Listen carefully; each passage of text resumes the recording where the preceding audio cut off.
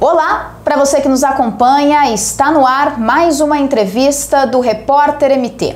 O convidado de hoje é o advogado Leonardo Bernazzoli, presidente da Comissão de Direito Penal e Processo Penal da OAB de Mato Grosso. Doutor, muito obrigada pela presença aqui no Repórter MT. Obrigado pelo convite, agradeço a oportunidade, desejo aí uma boa tarde a todos os ouvintes e estou aqui para esclarecer as perguntas. Então, doutor, a questão que nos envolve no tema de hoje, no assunto de hoje, é que foi finalizado recentemente o inquérito envolvendo a morte do bebê Vicente Camargo. E com essa finalização de inquérito, restaram muitas dúvidas ainda e muitas cobranças da própria população com relação aos delitos, aos crimes e aos indiciamentos que foram dados às investigadas. Para a gente começar, doutor, esse bate-papo, explica para quem nos ouve qual a diferença entre homicídio doloso e homicídio culposo? Olha, primeiramente nós temos aqui que esclarecer que essa pergunta ela é um questionamento de estudiosos da criminologia, né, do direito penal, direito processual penal, e ela dá pra gente aí pelo menos uns 6 meses de pós-graduação para se discutir isso daí. Mas em breve síntese, como a gente pode falar, o homicídio doloso é aquele praticado pelo agente que tem a intenção de ceifar a vida. Nós chamamos de animus necandi. Ele atua com o objetivo de ceifar a vida da vítima. O homicídio culposo, pelo contrário, ele tem uma atuação do agente de forma negligente. Então ele não age com a intenção. Então o grande ponto de esclarecimento de um instituto e outro é a vontade do agente. No homicídio doloso, o agente tem a vontade de ceifar a vida e no homicídio culposo não tem essa vontade, mas pela sua atuação, a morte acontece. No caso especificamente de crimes envolvendo mortes de crianças, de bebês, uma dúvida também muito frequente é: o enquadramento para esses crimes não deveria ser sempre de homicídio doloso, já que a gente tem aquela relação de que a criança é um ser incapaz, indefeso, ele não responde por si mesmo? Olha, sua pergunta é excelente.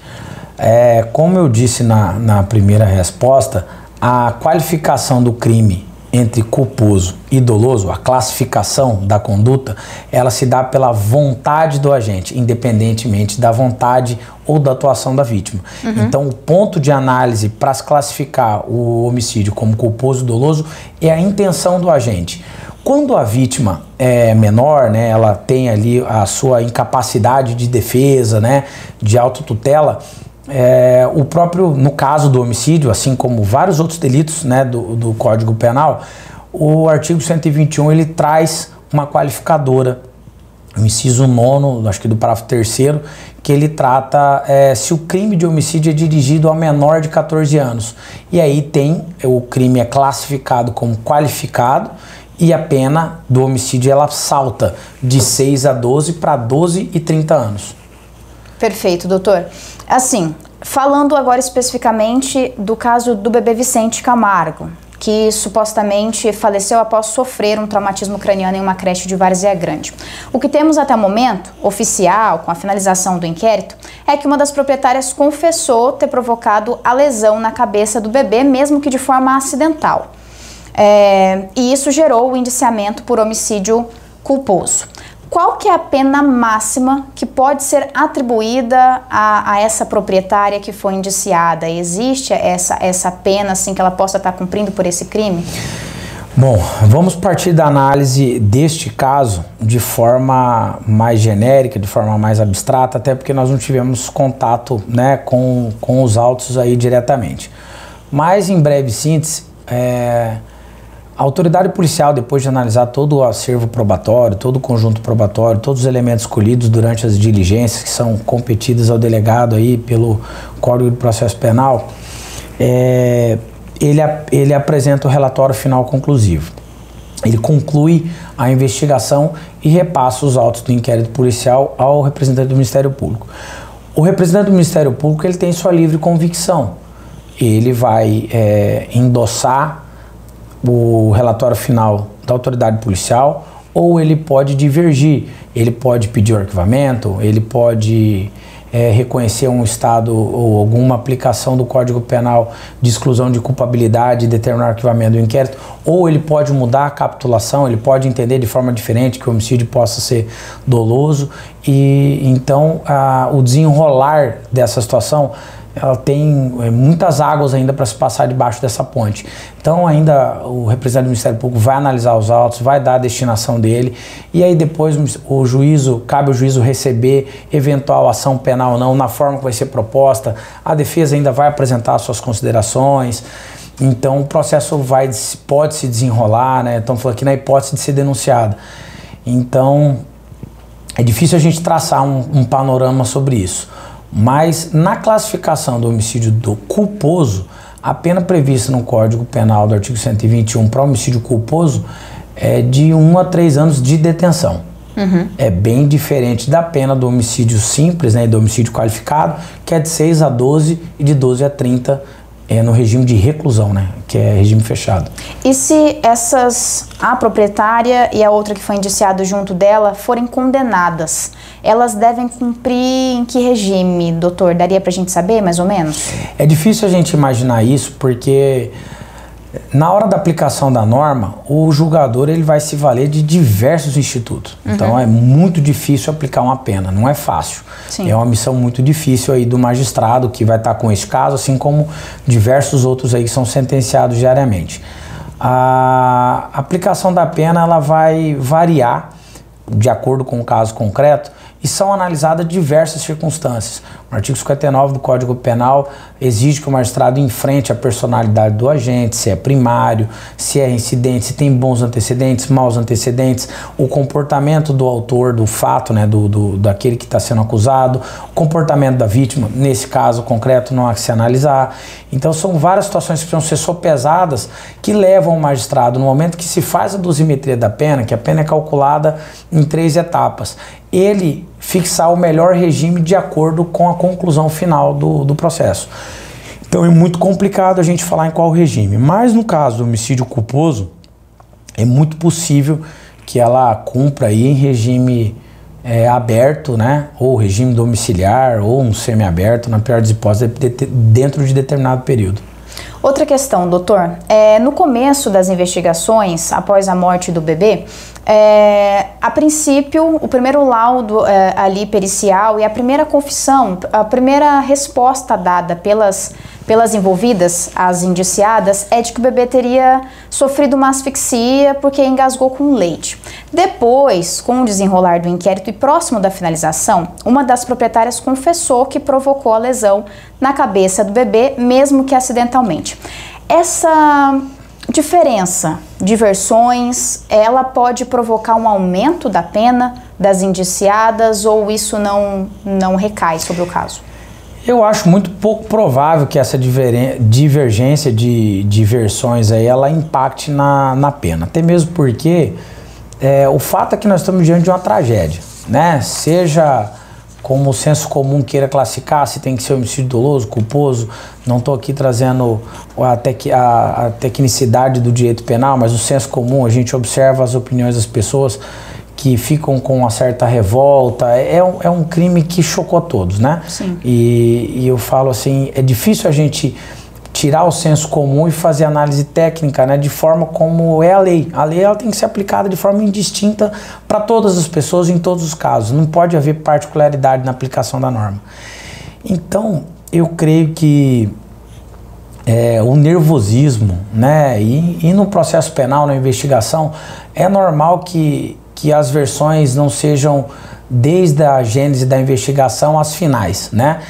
O delegado ele busca, né, dentro das suas diligências, alcançar a verdade real, que de fato ocorreu naquele crime, e ao acusado a gente não pode fazer um juízo de julgamento sobre a versão que foi dada.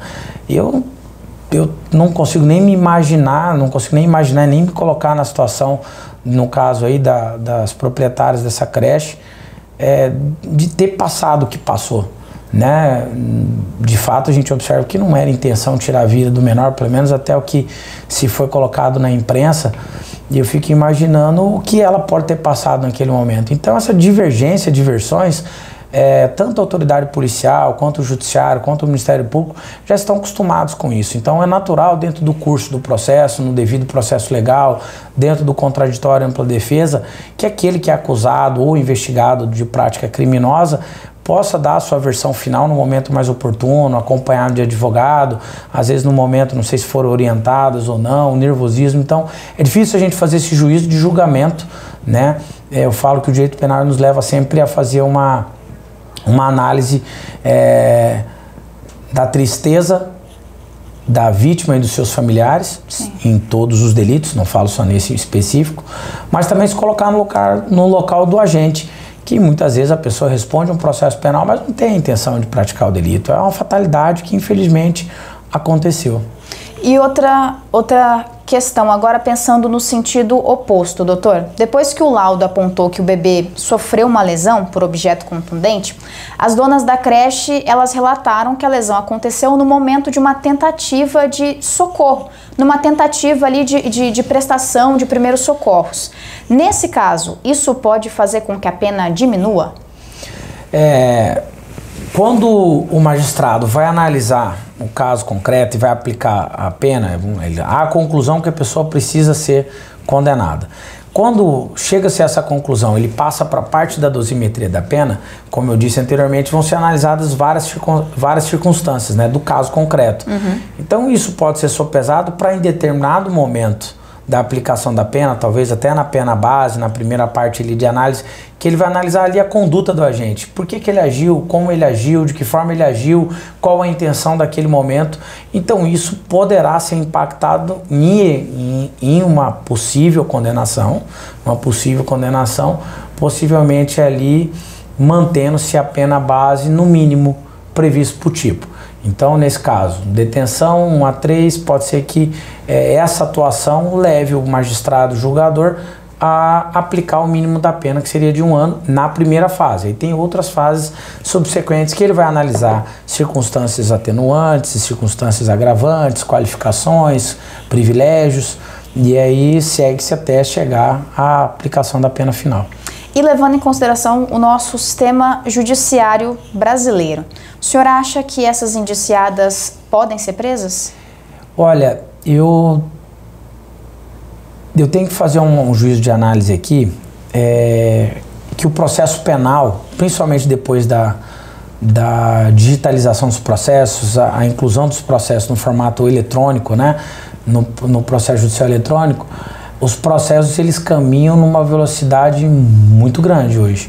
Então aquele marasmo todo que a população sempre cobrou do Poder Judiciário, os advogados, os promotores de justiça, eu creio que hoje os processos têm andado com uma velocidade bastante razoável. Uhum. Né? Então o que eu tenho certeza que vai acontecer é que em breve esse processo vai ser julgado. Agora, se elas vão ser condenadas ou não, aí fica, né, ao futuro, né, na hora da aplicação da pena, da aplicação da sentença, na hora que o juiz for julgar o processo. O fato é que é um processo que nós não iremos acompanhar a prescrição dele. Muito provavelmente esse processo vai ser julgado, né? E aí, se ela for condenada, vai responder dentro da aplicação da lei de execução penal, no regime a ser fixado pelo juízo, né? Tanto o juízo condenatório, depois tem recurso de apelação, ser mantido no tribunal, depois pelo juízo da execução. Então, nós iremos assistir esse caso, né? Eu falo assistir porque todo crime ele é de interesse da sociedade, senão ele não era classificado como crime. Então, é de interesse de toda a sociedade saber o deslinde, né? O final de cada Sim. caso, principalmente esses emblemáticos. Então, de fato, nós iremos assistir, de certa forma, observar que esse feito vai ser sentenciado.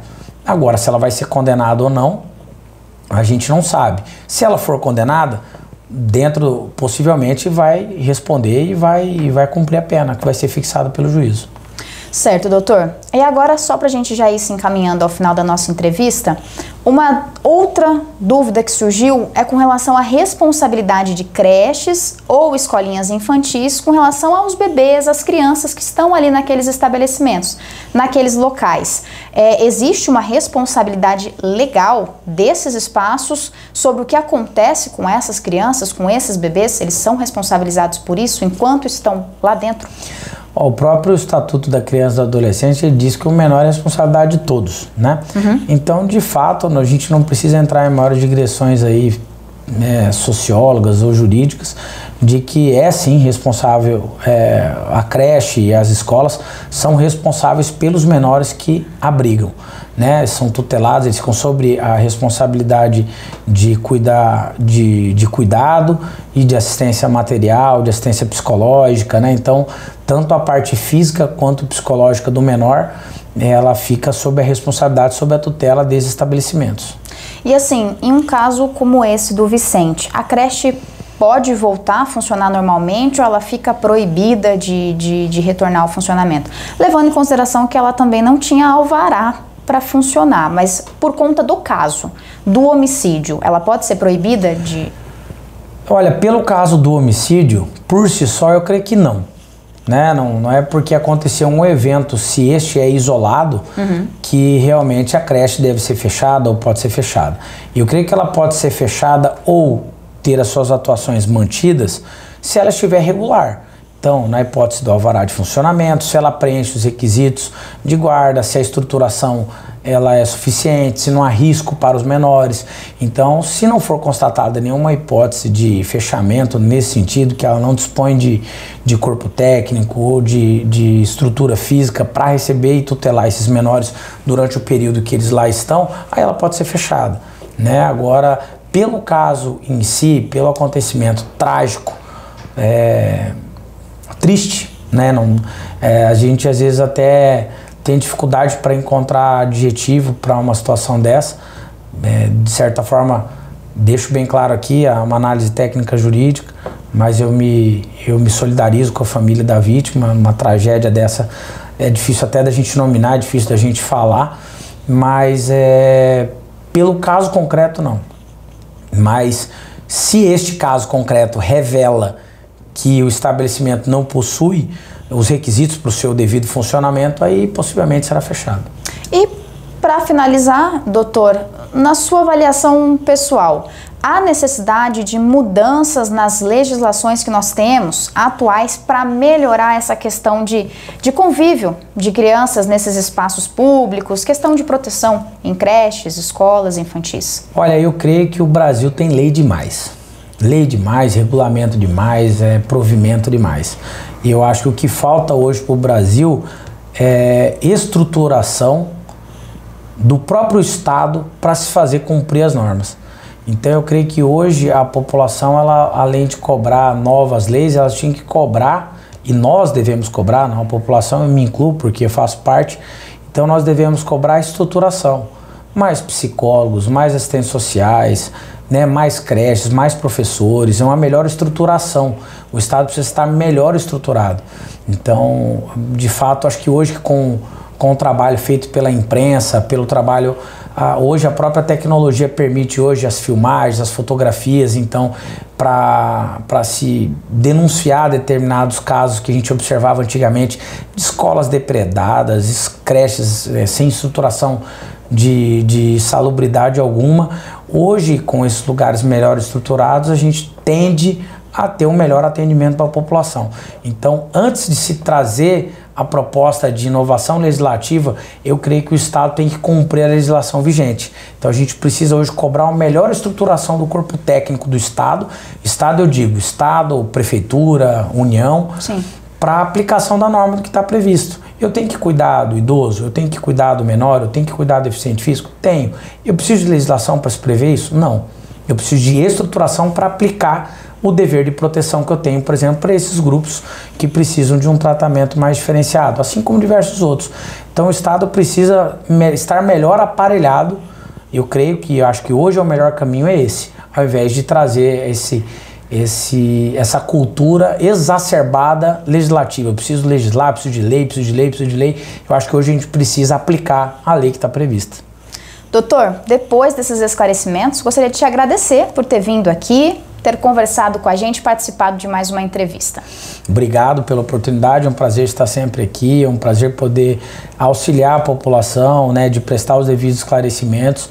Fico à disposição para esclarecimentos sobre qualquer assunto aí de interesse social, de interesse da população, porque eu creio que o que a gente precisa hoje da população é informação. Desinformação nós já temos demais. Tá certo, doutor. E assim chegamos ao fim de mais uma entrevista aqui no Repórter MT. Esses e outros conteúdos você confere no site repórtermt.com. Até a próxima!